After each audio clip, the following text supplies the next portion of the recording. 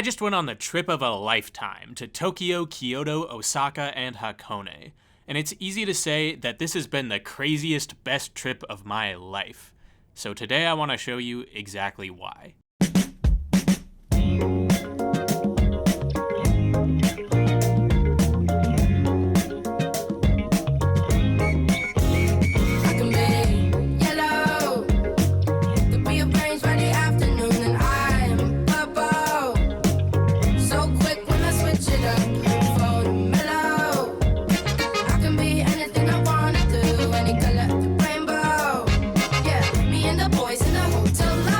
After a long day of travel with basically no sleep, me and the boys were in the hotel lobby. And what's cool about this hotel lobby is that it also doubles as a comic book store. The lobby was lined wall to wall with different types of manga that anyone could pick up and check out. They also had some free food and drinks, which was nice. I tried the white water, which I had never heard of, and I still don't really know what it is. It's some yogurty type of drink that tasted pretty good and then immediately made my stomach feel funny, but it was worth the shot. But from there we went about 10 seconds down the street and checked out my first Japanese 7-Eleven. And if you haven't heard about Japanese 7-Eleven, I can't believe how many people told me to go there before I left. It's a big deal in Japan. They were literally on every single street corner, 7-Eleven or Family Mart or some type of corner store like that. They love their corner stores over in Japan. And this is just a better version of 7-Eleven with lots of different fun candy and full meals and stuff. I will admit, for as much as this was hyped up for me before I left, it is still 7-Eleven. It's not gonna be the craziest thing you see when you go to Japan, but it was still a fun experience, and we hit up a lot of these over our time there. So I just picked up some 7-Eleven brand chocolate cream puffs that ended up being my breakfast the next morning, and then I completely passed out. 12 hours later though, I woke up and we hopped on the bullet train down to Kyoto.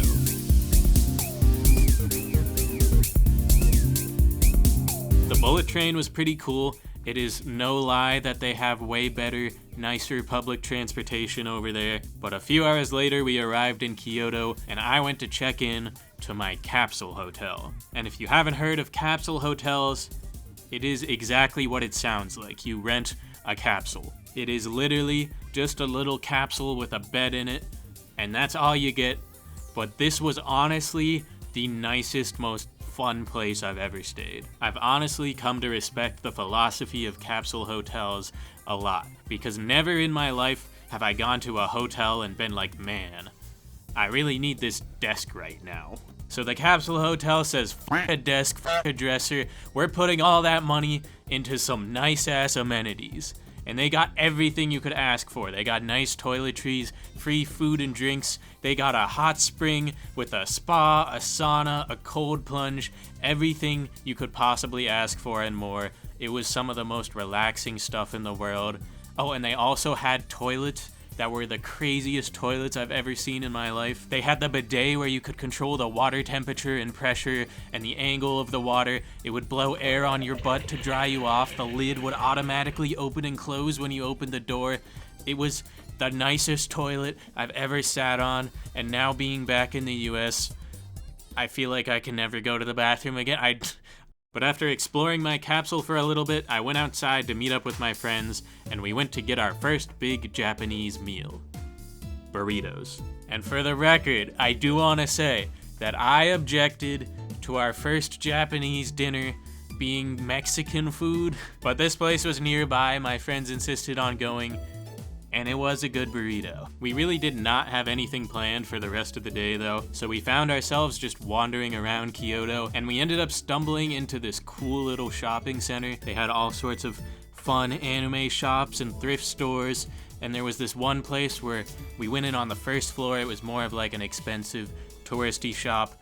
Then I end up finding a hidden little staircase up to the second floor, and that's when I realized the second floor of all these stores had the real cool stuff. We did a little bit of vintage clothing thrift shopping. It was cool, it was fun, it was way cheaper than in the US, and I got some nice stuff out of it. But that essentially wrapped up our first day in Kyoto, and upon waking up the next morning, we headed out to the bamboo forest. And this place was a little bit surreal. The one thing I remember saying when we got there was how the soundscape felt fake. It felt like when you Google peaceful rainforest noises, this was just where that's recorded. This is it. But after walking through there for a little bit, we ended up coming out at this little garden called the Okochi Sanso Garden. And this was not in our plans at all. We had no idea this was here. But we ended up stumbling into it. And this was honestly maybe my favorite thing we did on the entire trip. Completely unplanned, but this was the most beautiful, peaceful garden I've ever gotten to walk through. They had amazing fall foliage at the time. I felt like the reds were deeper reds than I've ever seen before. And also there were all these little paths going all over the place off the main beaten trail, and all of them had these labels that were private keep out. And then as we were on our way out, I happened to find this little trail that did not have a keep out sign. So I decided to walk up and ended up discovering this little temple type of place that was so incredibly peaceful. There was poetry written inside. There was a little book for all the travelers to write something in. And it was no kids allowed. Just very, very quiet, very peaceful. One of the most nice Zen experiences that I've had in my life. I'm so happy that I found that place. I'm so glad we decided to go into this random garden we found. Truly one of the best experiences I've ever had. But we still had a lot more to do today, including monkey. Yeah, after the bamboo forest and the garden, we walked through Arashiyama, which is a nice little suburb of Kyoto. We got some nice lunch, and we headed up to the Arashiyama Monkeypark, where you basically hike up the hill and you get to hang out with all the monkeys. There's not a lot I can say about this that you don't already see. It was a beautiful view and funny monkey. After enjoying our monkey time though, we went to Fushimi Inari, the Thousand Gates. This is a pretty big tourist spot, I think. A lot of people go there during the day, but we went at night, which was pretty cool, although a little bit dark and cold, but we walked through all 1,000 gates, had a good time. It was a big hike, but we made it through, and then we got some Japanese spaghetti. And I do realize that this now makes our first 2 dinners in Japan burritos and spaghetti, but I promise we did a little bit better after that, and the spaghetti in Japan is actually a pretty different thing, so that's a little better than the burritos. It was good spaghetti though, and we went to this place in Kyoto Station to get it, which I did not realize until I was there, just how big of a deal the train stations are in Japan, but they are literally massive, huge places that have their own entire ecosystems going on. You can find anything and everything you want in there, and I just thought it was cool walking around Kyoto Station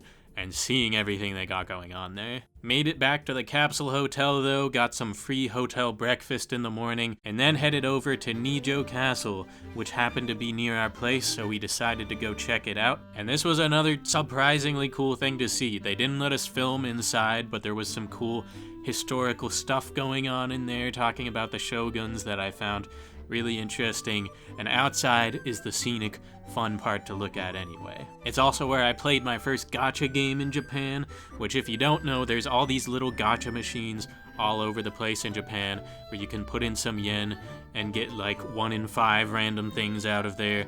And I got this fun little Osaka Castle toy, which is foreshadowing, and it was the one that I wanted, so I'm proud of that. After that though, I was determined to finally get some real Japanese sushi. So I just went on Google Maps and tried to find a place near the castle, and we ended up at what was basically this little hole-in-the-wall type of place, and it was the best sushi meal I've ever had. I got this little variety of different types of sushi and some sake, which was also like the best sake I've ever had. So early in the trip, but this was already one of my favorite, maybe my favorite meal that I had the entire time. I love sushi, and this random place gave me the best meal I've ever had. It was after that meal, though, that I went back to my hotel. It was a stop away from where my friends were staying, so I got off, accidentally took the wrong exit out of the train station, so I wasn't familiar, trying to find my way back to the Capsule Hotel. And I end up seeing on Google Maps that literally about 4 minutes away is the Kyoto Pokemon Center. And look, man, I was initially planning on just going to the Pokemon Center in Tokyo. I had no idea it was so close though. So when I found out, I had to go check it out. And this was such an amazing thing to see as someone that grew up a little Nintendo Pokemon fanboy.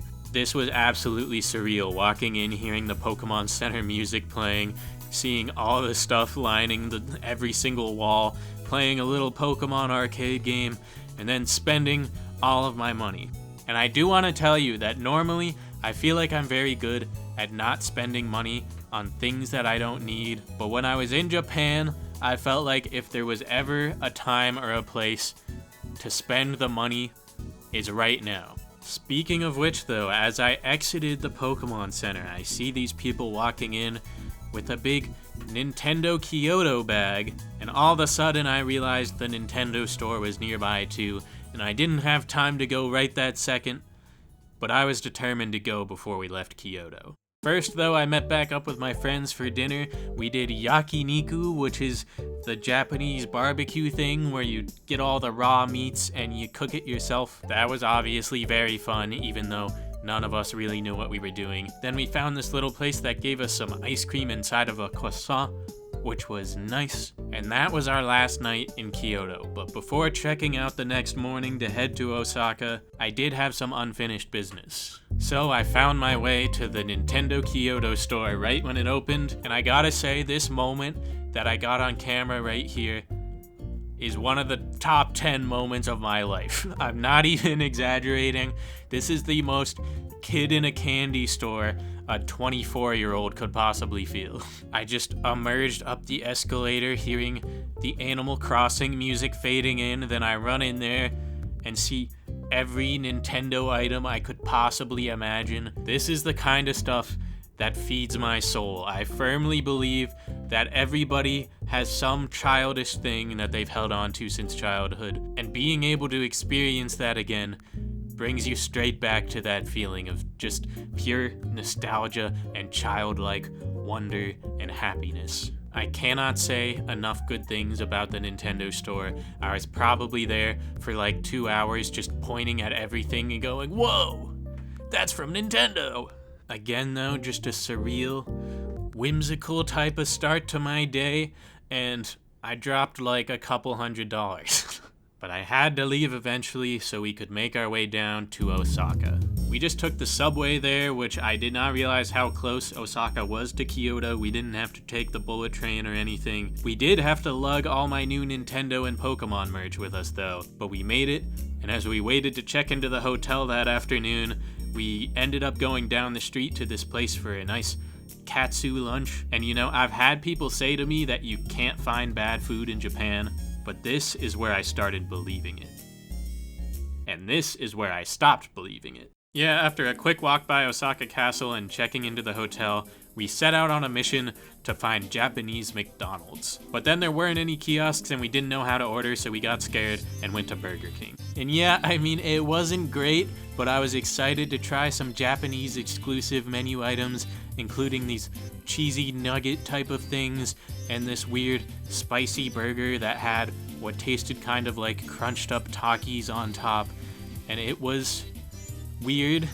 It made me feel kind of funny. And I remember saying in the moment, like, I don't want to say it's bad, but I never want to eat it again. Which in hindsight I think means it was bad. But don't get me wrong, I'm very glad I got to experience Japanese Burger King. I think I'm good for now though. And that night I went back to the hotel and I broke open one of these things I got at the Nintendo store, which I really expected to just be a little collectible or something. I also got a similar thing earlier in the trip that turned out to be a chocolate egg with the collectible inside. So I was really expecting something like that, and I end up with this mysterious blue orb that I almost took a bite out of before realizing it was a bath bomb the whole time. And I was really close to putting this in my mouth. So I drew myself a bath in the hotel bathroom, and Boo floated to the top when I put the bath bomb in. So that was fun. Also, side note, Babu is named Teresa-chan in Japan, which is funny. The next day was our first full day in Osaka, and it started with a little bit of 7-Eleven breakfast, and then we headed out to Don Quijote, which is another place I had people telling me I gotta check out before I left. It's basically a Japanese Walmart, but with a lot more fun anime and gamer type of goods. I mean, similar to 7-Eleven, it is still just like a store, but they had more cool stuff there, so it was kind of fun. And this Don Quijote in particular that we went to had a big Ferris wheel attached to it. So me and Noah rode the Ferris wheel around, ended up baking inside of there with the sun beating down on us. But we had a good time and then kept doing some shopping. We found Totoro, we found Jujutsu Kaisen, we found the One Piece, and wouldn't you know it, there was another Pokemon Center that I had to go in. So I ran around like a little kid pointing at all the funny Pokemon stuff again, spending more of my hard-earned adult money. I was kind of impressed how much each Pokemon Center is different though. A lot of them have different looks and feels and different merch that you can buy at every place.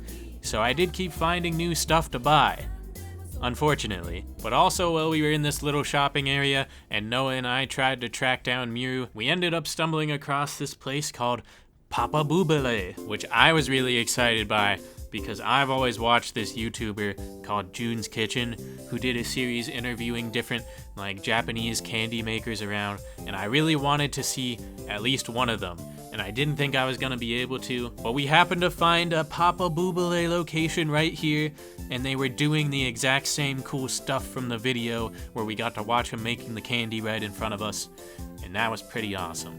They gave us free samples too, and it was nice. We also saw the Running Man, which is supposedly a big Osaka landmark, but if you're asking me, I found something bigger. Guys, you're not gonna believe this. Guys, you're not gonna believe this. Guys, you're not gonna believe this. No way. Unfortunately, the clam was closed at the time, so we couldn't go right in. But either way, we had places to be and Japanese culture to experience. So we got cheap Italian food. Saizeriya is another chain I had never experienced or heard of before, but it's basically the Sbarro of Japan. They do have a bigger menu though, and you can get a seemingly infinite amount of food for not that much money. It was cheap Italian food, but it was alright cheap Italian food. That was just a quick pit stop though on our way to Osaka Aquarium. And Osaka Aquarium is one of the biggest aquariums in the world. They're known for their whale shark, which was really awesome to see. Genuinely a really amazing, cool experience. They got everything in like this big cylinder in the middle of the aquarium, and you just descend into the depths, seeing weirder and weirder fish and octopus and big creepy crabs and whatever. Actually an amazing time, though I did spend a lot of it trying to bother Noah by saying annoying tourist things. Noah, this is just like anime. Although I think Miu unironically beat me to the punch on that one. What do you mean from Animal Crossing? It's an animal. They also happen to have another Ferris wheel right outside the aquarium though, so we rode that around, and then we made our way to dinner at this crazy Okonomiyaki restaurant. I had heard that Okonomiyaki was one of the Osaka specialties, so we had to make sure to get that while we were there. It is basically just this big mess of noodles and potatoes, and it is really good. But the most memorable thing about this restaurant was not the food, it's how insane the entire place was. It was entirely run by this one guy who was super energetic and excitedly yelling in Japanese at every single person the moment they walked in, and he had this whole instruction manual basically on Instagram that you would have to pull up that told you how to do the ordering, and then you could also, anybody at all could just pour their own drinks, whatever you wanted. You could take the alcohol and just start pouring. They would trust you, but you had to pour your own drink, then take the ping pong ball out of the bucket, honk the chicken to let them know that you took your drink, then put the egg ping pong ball in your egg crate on your table, and then when you're done with your meal, you bring up your eggs to the kitchen counter, and they count your eggs and charge you for that many drinks. It was ridiculous. They also had all their worst reviews hanging up on the walls around each table, which was pretty funny. I loved that guy though. I loved that place. It was the most unconventional restaurant environment I've ever been in, and maybe one of the most fun, memorable restaurant experiences I've ever had. That meal did take us well into the night, but before the day was over, we had one last thing to do. It seems today that all you see is fire. Yeah, Noah and I made it back into the Clam now that it was open for the night. It was an English karaoke bar, obviously, no locals anywhere to be found. It was just some tourist groups and me and Noah singing some karaoke. We ordered the Giggity Giggity and the Incredible Bulk. Still no idea what was in those drinks, but we had a good time, and I can forever say that I've been to the Clam. That brings us to the next day, where we headed straight out to Nara, also known as the place with a lot of deer. Deer are sacred over here, and they've made this place their home. You can find a million of them in any direction you look.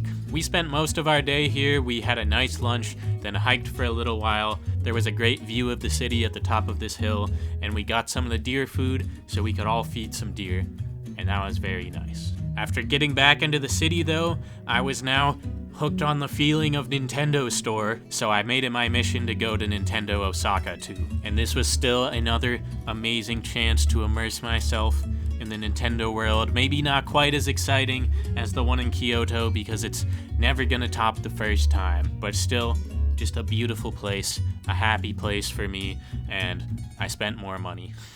At that point, it was already dinner time, and as much as we had enjoyed our crazy okonomiyaki experience the night before, we wanted to try a little bit more of a traditional okonomiyaki too. So we went to a second okonomiyaki place, and this place was a little bit more traditional. They had the grill right in front of you that they'd plop your food right down onto, which I think is the way they normally do it, and is kind of fun. This might not have had the eccentric, crazy vibes of the last place, but I am glad we got to try more of a regular okonomiyaki, and in terms of taste, I probably did like this one a little bit better. That left us heading back to the hotel for the night, where I unboxed a little bit of my new Nintendo merch. Alright gamers, don't forget to like and subscribe.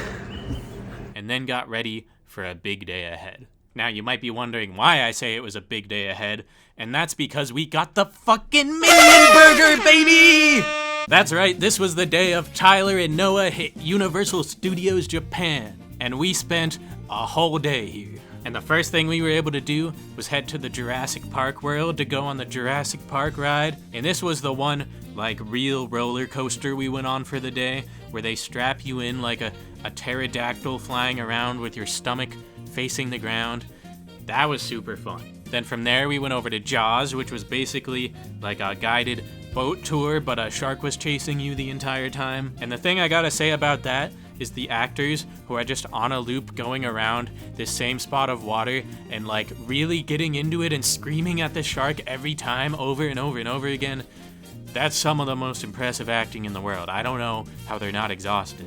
Next up was Waterworld. And I don't know if you've ever heard of Waterworld, the movie. It was a historical flop that was like the most expensive movie ever made at the time and did not do well at all. But what did do well was the Universal Studios attraction, especially in Japan. And I gotta say, this is the craziest, best thing we did the entire day. And I'm sorry I didn't get much footage of this, but I wanted to fully enjoy that experience, and honestly, it's probably for the best, because the less you know about this thing, the better. All there is to say is that this is some of the craziest, most badass shit I've ever seen in my life. There's fucking boats and planes and jet skis crashing together, people getting lit on fire and jumping into water and sword fighting. It is the craziest, most insane show I've ever seen in my life. And if for some reason you find yourself able to go to Universal Studios Japan, Waterworld is a must-see. That has to be at the top of your list. But after a crazy show like that, it's only right that we eat a Minion. And from there, I wanted to see some of the anime stuff they got at Universal Japan that you can't get over here in the States. So we went over to the Detective Conan 4D experience. This was a fun little show. It's kind of just like watching an episode of the anime, but you're in these seats that'll shake around with it, and there's actors that run through the audience sometimes. Side note though, I hate this character design. This is the most punchable child I've ever seen in my life, and I've punched a lot of children. Continuing on our funny anime kick though, we went over to the Demon Slayer ride, which was our longest wait in line of the day. but I did get this funny video of a Detective Conan actor who happened to notice me filming him, and I really liked that. Hell yeah. Let's go. Demon Slayer ride itself, though, was a very cool VR type of ride, and I personally feel like it was worth the wait, although it was a long wait. From there, we walked through the kids' world where there was Elmo and Hello Kitty and Snoopy. Snoopy is very big in Japan, by the way, if you were wondering. And that finally brought us to Super Nintendo World, which you know I was not going to leave without seeing. First thing we did here was go on the Japanese exclusive Yoshi ride, which I was very excited to do because I've been to Super Nintendo World in LA, but I never got to do any of this stuff. And if you've never been to any Super Nintendo World, I think it's important to make the point that yeah, you will be waiting in line for a long time, but Nintendo makes the lines worth waiting in. Just walking through Yoshi's Island and Bowser's Castle, this is a part of the experience, and in some ways the most fun part of it. Then we went to go get some food at Toad's Cafe, or Kanopio Cafe in Japan, and that's something I was really determined to do because I missed out on it in LA. I wasn't able to get a reservation, so I really wanted to get some funny Mario eats. And then they turned us away again because I still didn't have a reservation. So I disappointedly ate my popcorn and walked around the park playing the mini games, which if you don't know, Super Nintendo World works all through this wristband that you scan to go and play the mini games and earn the 3 keys to go fight Bowser Jr. And we did all that, and we went to go fight Bowser Jr., which involves swatting some falling bob-ombs around, and I swatted my wristband right off and straight into the game, which was very embarrassing. My wristband's gone. And we had to ask them to go fish it out while we waited backstage for them, and they made me sign this whole waiver form, and I was afraid they were gonna sue me for damages or something, but that hasn't happened yet. That brought us very close to closing time for the park though, and I was leaving feeling a little embarrassed and sad that I never got my Toad Cafe food, but I decided maybe we just take one last peek over there as we walk out of the park. And amazingly, they let us in. I truly had no expectation of actually getting in here, and I was starving at this point, but we finally got in, and we actually got the Toad Cafe food. And I got the Mario Bacon Cheeseburger, the Question Block Tiramisu, and Yoshi's favorite fruit and veggie salad, and it was pretty epic. My spirits were very high after this, so of course I wasted more money on merch, and then we got a picture with the Red Lobster and called it a day.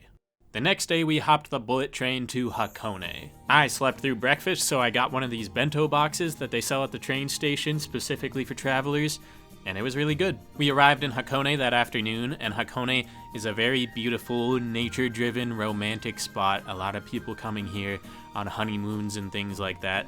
So naturally, me and the boys slept single file in the throuple room. We had nothing specifically planned for this day, so we just walked around and enjoyed the beautiful sights. We found this Japanese-Chinese food place for dinner, and that was a really good meal.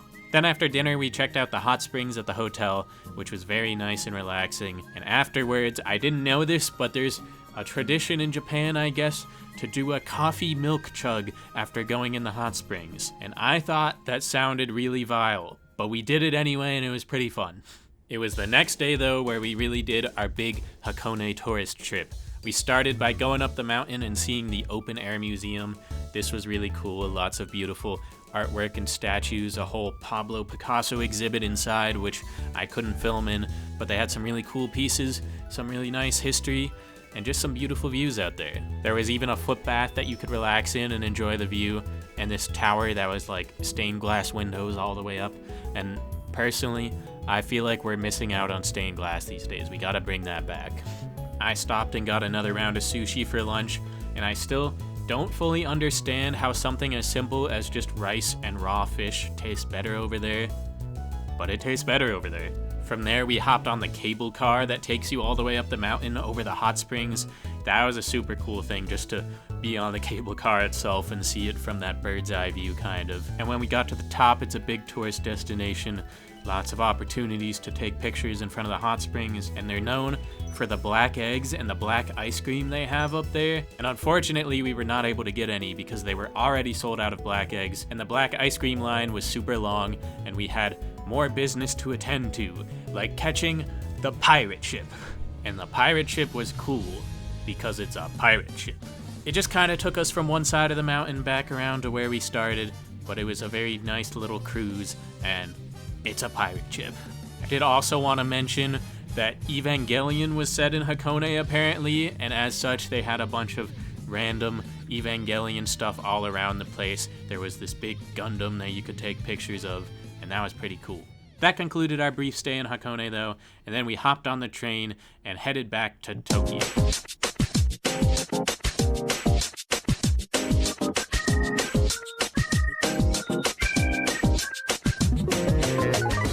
First morning back in Tokyo featured another 7-Eleven breakfast where I got the YouTuber rice, because you have to get the YouTuber rice. And at this point, I needed to buy myself a new suitcase because of all the random stuff that I bought. So I went solo shopping for a little bit around this mall area, and as I was looking for a suitcase... Oh, god damn it. Yeah, mission failed on finding the suitcase because instead I found the Mega Pokemon Center and bought even more stuff. This was the biggest Mega Pokemon Center out there, so they had a lot of cool stuff, a lot of fun statues to look at. There were different sections for all sorts of different things, like a card game section and more of the regular merch store. I walked around and pointed at things again, bought more stuff, and then I got some tomato ramen, which was pretty awesome too.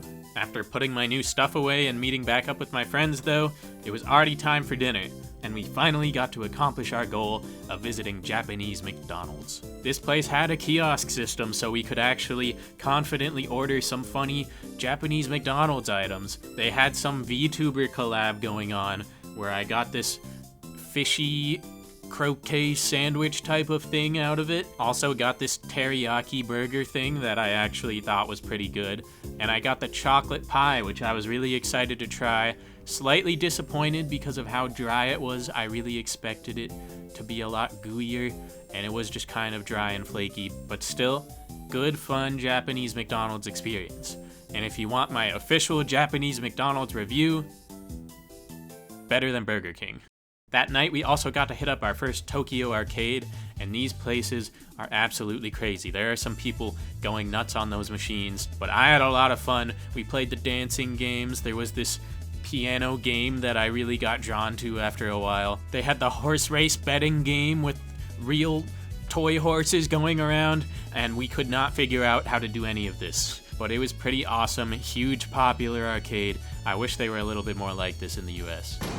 Whack a minion.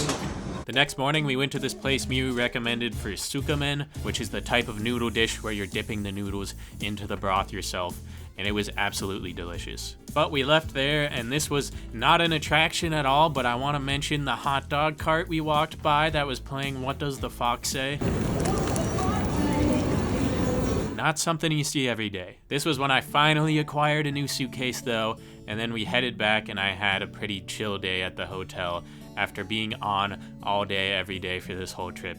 It was nice to relax for a little bit. We did rally that night though, because technically it was Thanksgiving Day that day. So for our Thanksgiving meal, we went and got rotating sushi. And these rotating conveyor belt sushi places are super fun. You can just order on the iPad and have whatever sushi rolls you want just coming right up to your table without doing a thing. We completely stuffed ourselves on all of that, and then we went and did some karaoke. I love karaoke, and I knew it was big in Japan. I really wanted to do it here. So we went and we got a nice private little room, and I didn't recognize any of the songs, but we sang Let It Go in Japanese, we sang Jump Up Superstar, and we had a great time.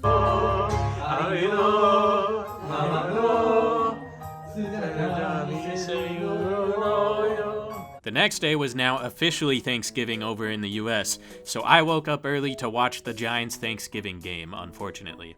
Miu and Noah were already out doing their own thing, so on my way out to meet them, I stopped at Takeshita Street, which is a place that honestly I found on TripAdvisor because it was described as some fun, youth-driven street with lots of anime goods and great for a sweet tooth. So I explored around there for a little bit on my own. I went into the gacha store, which was cool to see, and then I got a really nice crepe. These crepes with ice cream and whatever else in them are apparently very popular over there, and they're very sweet and nice. Then I finally caught up with my friends in Shibuya, and Shibuya is a very big touristy shopping destination with a lot of cool stuff.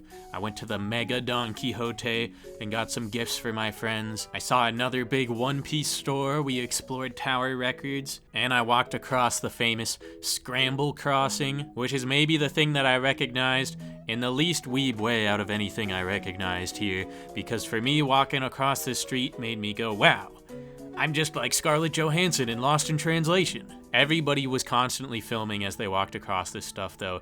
It's just a chaotic crossing where everybody crosses the street in every direction at the same time. But it's iconic. Of course, though, the real thing I wanted to see in Shibuya was Nintendo Tokyo.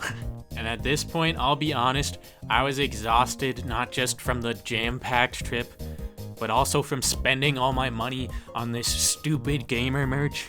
So I think I played it a little bit more cool this time, but I did cave and I bought Pokemon Legends Arceus with the Japanese cover art because I thought that was cool, and also got a thing of Yoshi cookies on my way out. Right across from Nintendo Tokyo, though, was another Pokemon Center, and this one was maybe my favorite in terms of aesthetics. It was a cool, all-black vibe with the big Mewtwo statue in the middle. The sleekest Pokemon Center I've ever been in, and it's kind of crazy to me that I have a lot of them for comparison at this point. It was a good vibe, a little bit smaller than some of the other Pokemon Centers I was in, though, and very crowded, huge line going all the way through the store, so I actually managed to not buy anything in this one. But that doesn't mean I was totally done buying stupid stuff anyway, because after that I followed my friends to Akihabara, and this was yet another place that's a very cool anime-centric shopping district. It really felt like the best place for buying all sorts of stuff from anime figures to retro games and a condom gacha. Absolutely packed with anime stores though, and a really fun vibe to just walk down the streets and see all the lights and the merch in the windows. I think this is maybe the best shopping place to go if you're into all that stuff. I was very tired at this point though, so we got some ramen and Karen and called it a night. The following day started with another random thing I found on TripAdvisor, and that would be Shinjuku Gyoen National Garden. This was another very beautiful, peaceful location. They had a whole greenhouse with lots of different plant life. They had ponds with fish and temples and stuff. It was a very nice vibe. From there, we went to a second Yakiniku place, which had options for all you can eat and all you can drink, and that had me out for a little while. Watch out. Fox. Get out of there. But as tired as I was finally able to rally and head out with my friends again, back to Aki for a little while, and then we got some fire chicken, which was okay. On the next day, we decided to seek out an eel lunch. So we ended up at this place that had a whole instruction manual for how you were supposed to eat this thing. There's like 3 different ways to do it, and we tried them all, and it was actually some delicious eel. Close by, though, there was a cat cafe that we stopped into, said hi to all the cats, and in my 2 experiences at a cat cafe in my life, I always end up making it my mission to try and pet the really shy cats, and I succeeded here. Also, I got a matcha tiramisu crepe this time, and we walked around this other little shrine in the area, which was very nice. Then we went to Team Labs Borderless, and this is a sort of digital art museum, and all I can really say is this was the coolest art museum I've ever been to. It's the kind of place with no set path, you just wander from room to room, and each room changes a little bit every time you come back into it. There's projections all over the wall, there's a room full of these bubbles, there's like a mushroom-looking room with projections on top of the mushrooms, but you gotta like find your way through the mushroom forest into this place with more shallow mushrooms, and I don't know how to explain it, man. I can't tell it to you all, but you gotta go if you ever get the chance. It's amazing. It was some of the most beautiful, like, interactive art experiences I've ever had, and honestly, at a certain point, I started to feel a little bit emotional, like, reflecting on the trip, just sitting here, watching this beautiful art pass me by. It was just an amazing experience all around. For dinner, we did Shabu Shabu, which is hot pot, if you want me to say it in a less pretentious way. And then we got some Baskin Robbins for dessert, and Baskin Robbins seems to be bigger over there than it is over here. And I thought this was just a fun fact, but if you look at the Baskin Robbins logo, and the pink part of the logo kind of looks like a 31, so over there they just call it 31 because Baskin Robbins means nothing in Japanese. Nothing that special about the Baskin Robbins ice cream over there, to be honest, but we had to try it anyway. Then we headed back to the arcades and hit some crane games. I thought it was ridiculous how I managed to cartoonishly fail this one by getting the prize dropped over the place it's supposed to drop and then having it get itself wedged in between the plastic so hard that we had to ask somebody to come help us get it out. But we actually got it eventually, and then somehow we won this Yoshi. It's everybody's favorite Yoshi! Oh my god, I got him! What? We did it. The next day was Miru and Noah's final day in Japan, and what we decided to do was go to the Maid Cafe. But when we got there, we found out it was like a 2-hour long wait, and we were all hungry, so we went and got some sushi. Wow. This was another fun rotating sushi restaurant. Same as before, it is, I guess these conveyor belt things are like the fast food of sushi in Japan, but still better than what you're gonna get over here. Then we still had time to kill, so we visited another shrine that had these nice statues and stuff. And then we headed back to the Maid Cafe and just got some dessert. At this point though, we were just a few hours away from Miru and Noah's flight home, so we found ourselves just wandering around Tokyo. We wandered through this park with another little shrine area, and we ended up coming across these Swan Boats. So we hopped on this boat, I got to steer while they had to pedal, and we enjoyed our time on the lake. It was honestly just a nice little moment to kind of wrap up our time together.